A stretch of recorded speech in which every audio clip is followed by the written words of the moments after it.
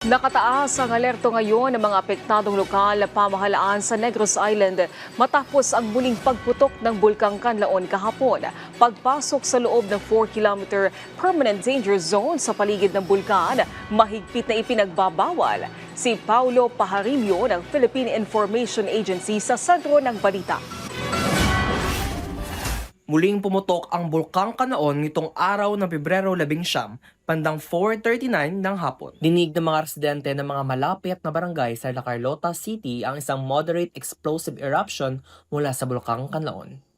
Tumagal ang pagsabog ng 2 minuto na nagresulta sa pagdaloy ng pyroclastics mula sa bulkan at pagbuga ng makapal na abo na umabot sa 2,000 metro ang taas patungong timog kanluran.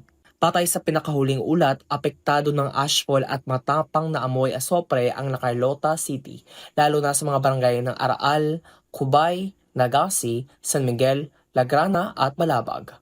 Sa pangunguna ni Mayor Jose Luis Halandoni, agad na nagpulong ang mga miyembro ng La Carlota City Disaster Council para sa koordinadong aksyon.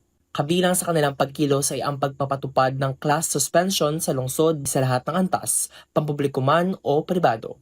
Samantala, ayon kay Canlaon City Mayor Jose Batchoc Cardenas, kung saan matatagpuan ang bulkan, naka-standby na ang mga rescue vehicle sa Pasayao grounds at naka-high alert ang mga emergency response teams para sa anumang posibleng emerhensya o paglikas. Ipinahayag ng PHIVOLCS na nanatili ang alert level 2 sa Bulkang Canlaon. Mahigpit ding pinagbabawal ang pagpasok sa loob ng 4-kilometer permanent danger zone sa paligid ng bulkan. Mula rito sa Bacolod City para sa Integrated State Media, Paulo Pajarillo ng Philippine Information Agency.